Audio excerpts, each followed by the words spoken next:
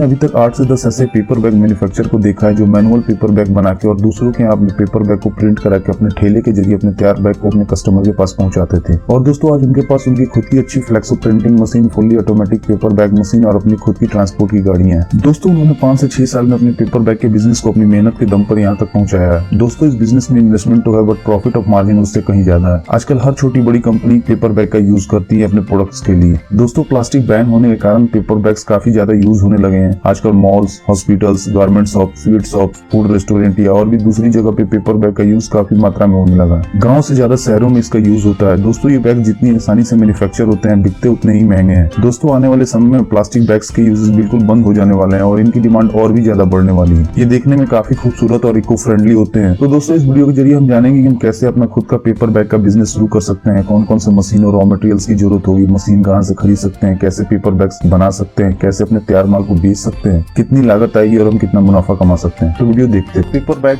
वातावरण को शुद्ध रखने में काफी सहायक है। बड़े बड़े ब्रांड भी आजकल पेपर बैग्स के इस्तेमाल को बढ़ावा दे रहे हैं। पेपर बैग्स की सबसे अच्छी बात यह है कि आराम से कहीं भी फिट हो जाते हैं। बच्चों से लेकर बूढ़ों तक सभी पेपर बैग्स का इस्तेमाल आसानी से कर सकते हैं। ये बैग्स प्लास्टिक के मुकाबले काफी बेहतर है और इन बैग्स की खासियत ये है कि इन्हें आसानी से कैरी भी किया जा सकता है। पेपर का रोल लगाना होता है जिसके जरिए मशीन पेपर के रोल से पेपर बैग्स बना देती है। ये मशीन सीट फेड के कंपैरिजन तेज होती है और उससे ज्यादा प्रोडक्शन देती है, बट सीट फेड से थोड़ी महंगी भी होती है। दोस्तों इन मशीन की ट्रेनिंग आप जहाँ से मशीन खरीदेंगे वहाँ से आपको मिल जाएगी, या फिर अगर आप उनसे बोलेंगे तो वो अपना एक इंजीनियर आपके पास भेज देंगे जो आपके मशीन के इंस्टॉलेशन के साथ साथ आपके ऑपरेटर को इसकी ट्रेनिंग भी दे देगा। दोस्तों इसके साथ ही साथ अगर आप प्रिंटिंग मशीन भी लगाना चाहते हैं तो आपको एक फ्लेक्सो प्रिंटिंग मशीन भी खरीदनी पड़ेगी जिसके जरिए आप अपने पेपर पे कस्टमर के डिजाइन को प्रिंट कर सकते हैं। बट बेहतर होगा दोस्तों की शुरुआत में आप प्रिंटिंग कहीं बाहर से करा ले, क्योंकि ये मशीन थोड़ी महंगी आती है और इसके लिए आपको कलर और प्रिंटिंग की अच्छी नॉलेज भी होनी चाहिए। बहुत सारे लोग ऐसा ही करते हैं। या फिर अब 2 या 3 कलर की प्रिंटिंग वाली पेपर बैग मशीन भी ले सकते हैं। ये machine normal paper bag machine से थोड़ी महंगी आती है। वैसे नॉर्मल पेपर बैग मशीन 1 घंटे में 7000 से 8000 पेपर बैग का प्रोडक्शन बड़ी आसानी से कर देती है। पेपर बैग मेकिंग मशीन के साथ साथ आपको 2-3 छोटी मशीन की और जरूरत पड़ेगी, जैसे रॉप मेकिंग मशीन जिसके जरिए आप अपने बैग्स के हैंडल बनाएंगे। उसके अलावा आईलेट मशीन और कटिंग मशीन जो बैग में आईलेट लगाने के या फिर बैग के लिए सीट्स काटने के काम में आएगी। और पेपर बैग मेकिंग मशीन के सप्लायर का लिंक मैंने डिस्क्रिप्शन में भी दे दिया। दोस्तों पेपर बैग को तैयार करने के लिए मेन जो रॉ मटेरियल होता है वो क्राफ्ट पेपर ही होता है, व्हाइट क्राफ्ट और ब्राउन क्राफ्ट। आप पेपर की सीड्स या फिर पेपर के रोल खरीद सकते हैं। पेपर का प्राइस उसके जीएसएम के अनुसार बढ़ता और कम होता रहता है। पेपर बैग के लिए नॉर्मली 100